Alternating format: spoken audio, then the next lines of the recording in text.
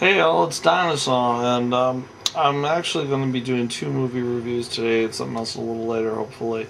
But I need to get these caught up here because I know I haven't been anything. I'm sorry, Gustav, or take your pick. As you see, I've probably grown my hair out, and it's been a long time. And believe me, my last few weeks have been quite adventurous. Um, but anyway, the first movie review that I meant to do was Thinking Like a Man 2, which takes place in Las Vegas. Now, this is a sequel to another movie called Thinking Like a Man. Now, but this one takes place in Las Vegas for the wedding of two people. Now, it stars Kevin Hart and a bunch of other actors that seem not to get billing except for Kevin Hart. So, simply the whole movie focuses around the guys getting married, and it's a typical girls get crazy, guys get crazy, wild time in Las Vegas.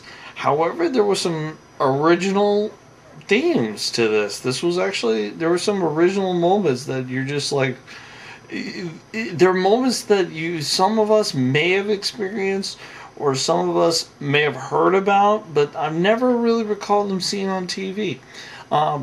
So let's see. So they come up. Kevin Hart is Mr. Badass supposedly. In reality, he took his wife's business card and is racking up the charges. He rents a Lamborghini, the Gallardo, not even the Murcielago, on that, and he drives it up and he's got the brim hat and he's like, "This car is a rental. I am not paying for any damage if you break it." So that was kind of funny. And then he goes into I think it's Caesar's, and in Caesar's Palace, and I think it is. But what it is, he gets the most expensive room in the place that he thought he was spending $10,000 a night. But in reality, it was $40,000. But we get to that a little later. So he's out there having. He's like, "Yeah, I got the room, I got this, I got that, everything's great." And he's the best man at this guy's wedding. And he got the room, and he's going to have a big old bachelor party and everything. And so everyone's coming down to Las Vegas for the wedding. Now, this is kind of cliche, Las Vegas wedding, everybody's thinking Elvis, but no, that's not it. They're trying to do it nice. And it was funny. So what happens throughout the film is that all the couples kind of show up. Then who shows up was the mom and the groom's mother, who was going out of her way to make life miserable for the future bride because she didn't like her. So the girls have already got a plan going, but the groom's mother already has another plan, and she keeps kind of barging in and barging in and barging in. And her ultimate plan, I think, is to try to get this wedding to be broken off, and just bore her future sister or daughter-in-laws to death. So throughout the whole film, you're seeing the actions and how the guys are getting ready for the wild night, and it's just go crazy, everything. But you see actually several relationships have, like, for example, one of the guys is a chef, and you find out he gets offered an extraordinary job. I'm not going to say who, but his girlfriend or wife, I'm not sure, was also offered, and the same thing, a huge job in New York, and it's just something that we all got to take. We understand. We all go through this on that. So it's just something that unfortunately that happens. Here, but they didn't talk because there are two different parties. So the guys start going out in a wild time. The girls, after dealing with a crazy mother-in-law, finally ditch her, and it's just basically a party movie. You got the guys doing the wild stuff, but they're not. They're mainly drinking and doing a little gambling on that, and just hanging out at the pool and checking out the girls and everything. And the girls, they're going crazy. They're at the club. They're ecstatic. They're having a good time. and it's just great for them. Okay, but here's where things get interesting.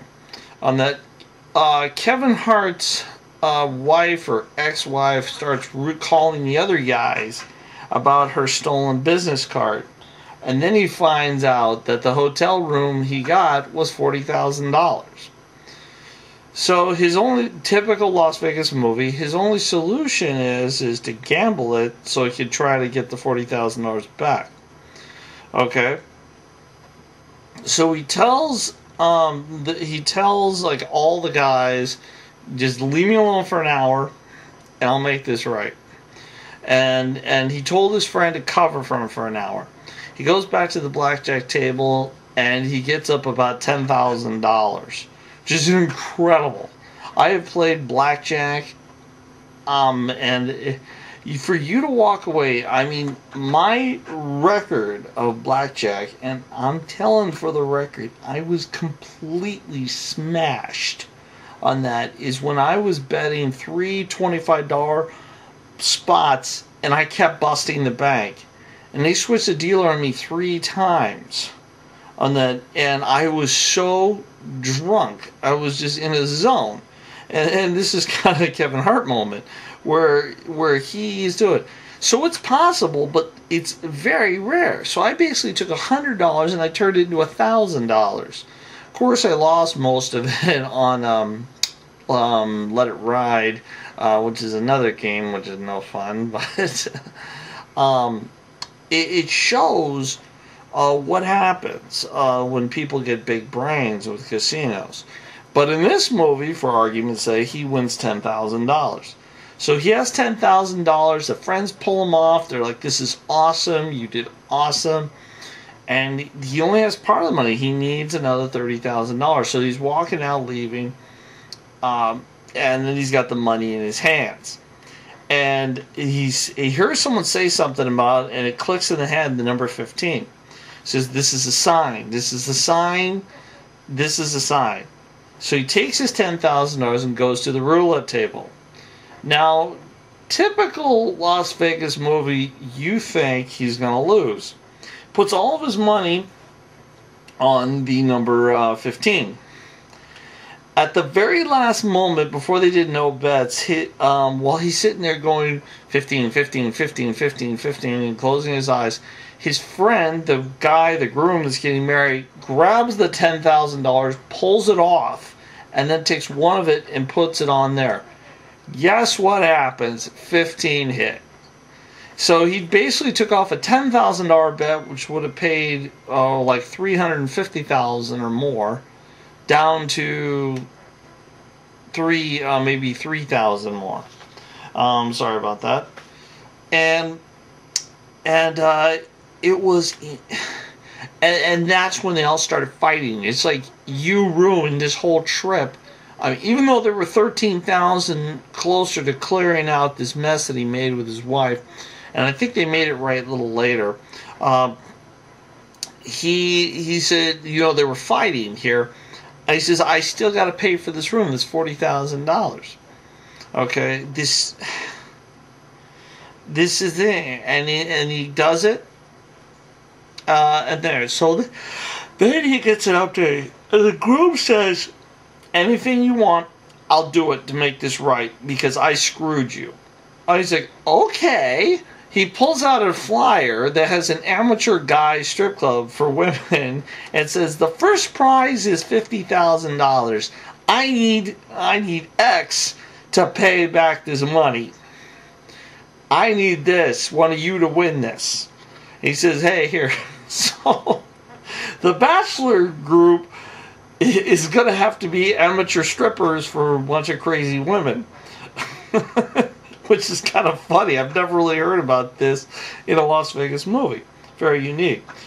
So then they go, and they're like all dressed up. They're starting to and of course there's guys there, these professional male strippers, that are just like super buffed and super oiled up, and all these guys look like losers compared to them. And he goes, "Oh, no, the funny part is that they go do their thing, okay, and they're doing the strip thing, And they go there. Well, guess what? The girls were having a party at their time, and they said one of the to-do things is she has to get a lap dance from a stripper. Guess where they're going? The same club where the amateur strip club is. And this is like when watching freight trains collide. It's just fun to watch. So basically, the groom sees his future wife getting lap danced by some buff dude, and huge fight erupts with both parties, and it's just a strip club brawl over this, and then they all end up in jail, and they finally get released from jail, and they missed their wedding date. They said they can't pack them in. I'm sorry, you missed your time. And you know, they think everything's failed, everything's over. Wrong. Here comes Kevin Hart with the plan. He actually gets an idea from the butler of his $40,000 night room, who tells him you need to go here to get this wedding done. So he does it, and he pulls it off, and everyone is happy at the end. So that's the whole film. Overall, I think the originality of not losing the bet, but in fact pulling it off and putting there and actually winning, that's pretty unique. I don't remember any other movie doing that. And I don't remember another movie where you had two parties, the bachelor side and the bachelorette side, all going to the same strip club, meeting, and then ending up into a strip club brawl. But I actually, in some reality, I could probably see that happening. It's definitely rental. Definitely Amazon download or peak. I don't know about a movie. I'm not sure about a movie. It's your all opinion, but anyway, this is Gustav for Dinosaur. Check it out. It's actually a pretty good movie. It's got some good morals, except for the white guy wearing the fanny pack who wants to be called Terrell. That was dumb, just dumb. And I'm not even going any direction here. I'm just saying it was dumb on that, and he needed to go on that. But anything else was really funny, and then everything else in the movie though was kind of like meh, kind of predictable. But the most plot of the movie, the large plot of the movie, and Crazy Kevin Hart, there was a lot of unpredictability in it. Anyway, this is Dinosaur. Check it out. It's Think Like a Man 2, like TOO, and check it out. See what you think. Thank y'all.